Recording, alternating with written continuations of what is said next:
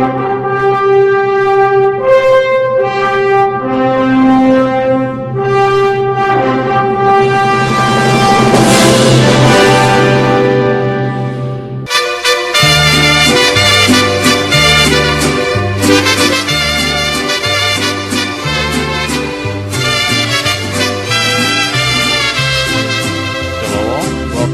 hope you had a great weekend. It is Mondays. You know what that time it is. It's time for 10 minutes of truth. Your political chingazo to the head.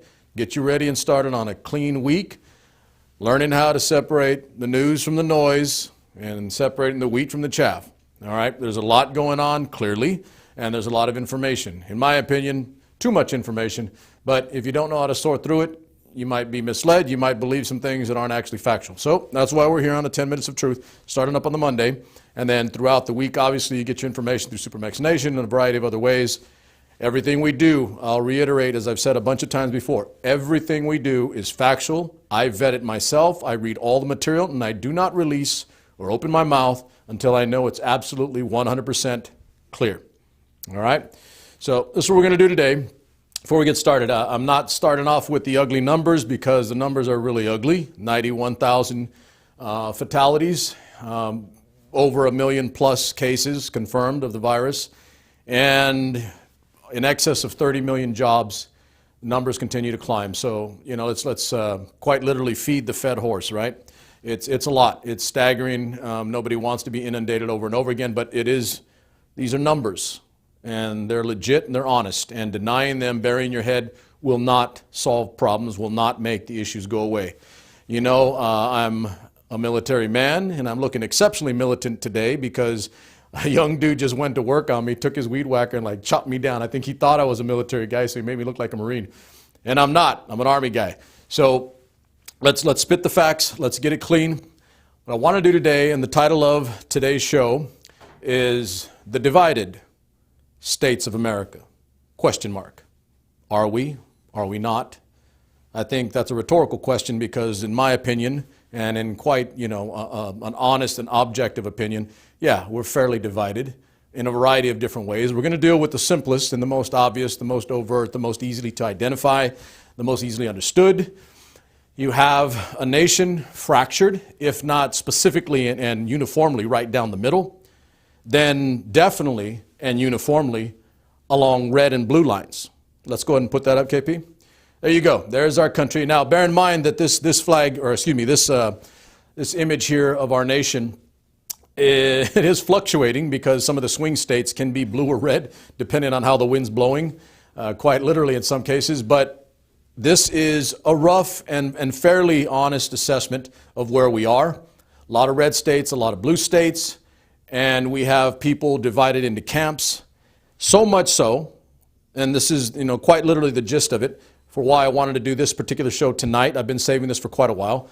But as we bore out over the course of the last 2-3 months, and we watch the virus take its toll on our country and watch fellow Americans die, and let's just put it on the damn table, they're dead, not coming back, wasn't something that was unavoidable, but definitely something that could have been mitigated, if not lessened, in terms of its scope and its fatality rate. So we are divided on a red and blue continuum. And if you really look at this and dig down deep into what's going on here, you even see now that at this point in this time, states are making decisions, not always lucid, mind you, but they're making decisions quite literally based on whether someone is red or blue, Democrat or Republican. Go take a look, add up the numbers. Clearly, bluer states, bluer, are opening or reopening at a much more cautious rate. Red states, in some cases, redder, are actually opening at a much, much more rapid pace, if not altogether all at once. And in some cases, as the death toll and as cases increase, they're still opening. So you can't sit here and tell me, look me dead in the eye, be honest and straight with me, and tell me that this country isn't divided on red and blue lines, because politics has quite literally, for the first time in my U.S. history teacher life, quite literally, politics is making decisions in the form of how we address a national disaster. And ladies and gentlemen, that's quite literally what it is. It's a national disaster. If you don't see 91 climbing to 100,000 deaths in America, more than the Vietnam War, meant more than any other war. Let's go back to World War II and the Civil War.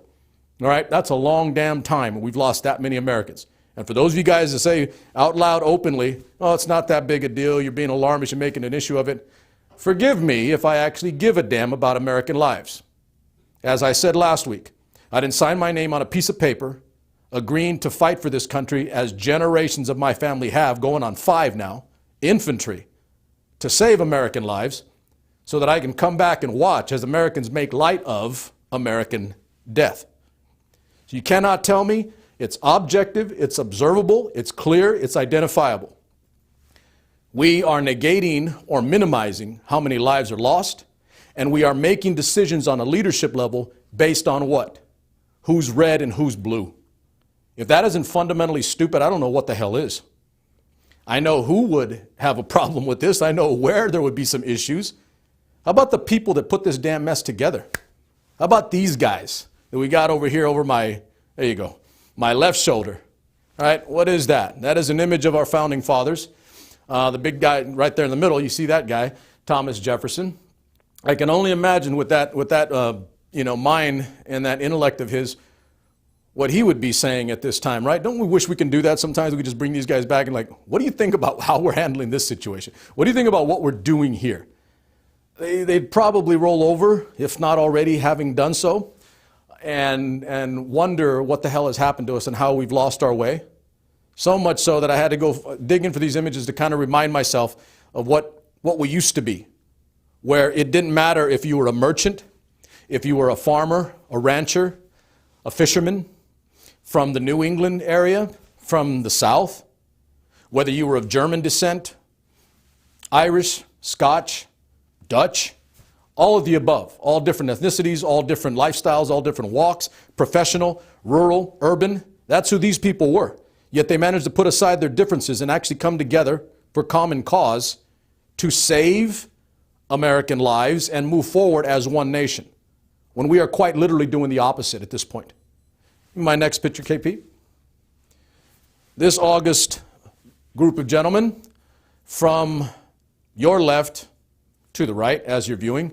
So I've got on one end John Adams, Thomas Jefferson, George Washington, Alexander Hamilton, who I really do wonder if he would have been I would have liked to see him be a president. I'm a big Alexander Hamilton. And definitely before the damn play, by the way, before the Broadway stuff, before any of the books, I was a big Hamilton fan. I always have been. I like the fact that he was an immigrant and he worked his ass off to get to where he's at. And then on the very end, let me see, I went Adams, okay, and then on this far end is Madison. So 4 of them presidents. One of them cut his life short, far too early, the Aaron Burr situation. Anyway, those 5 guys right there. I mean, I got to tell you, so I had a young blood working on this, showing me frowns and showing my colors bleeding. Bleeding in blue and red, because that is quite literally where we are. We're bleeding blue and red. As Americans die, we argue vehemently, adamantly, and with no respite at all over who's more right than the other. And this is going to bleed right up into, and no pun intended, well, actually there is pun intended, wordplay. There absolutely will be bleeding all the way up into this election once we get to it. So let's be 100%, and absolutely clear. I don't care if you disagree or agree with the fact that you don't like who's more responsible or who's at fault. At this point, I don't give a damn. All right, what I'd really like to see is some decisions made. I'd like to see one uniform, comprehensive, lucid, and clear, absolutely crystal clear, comprehensive plan for how we address a national disaster, because we don't have it. And if you don't like that, too bad. It's a fact. See this over my shoulder here? That's truth. Whether you want to hear it or not, it remains. And objectively over time, when people look back on this time, those truths will be undeniable. They will be self-evident. See what I'm doing to you there? Yeah, you know what I'm doing. You should be paying attention. Those truths are and will be self-evident. Be clear on that. Lastly, the homeboy over the shoulder. A house divided against itself cannot stand. We've known that and we've heard it probably your entire lives going through the K through 12 education system and even beyond that.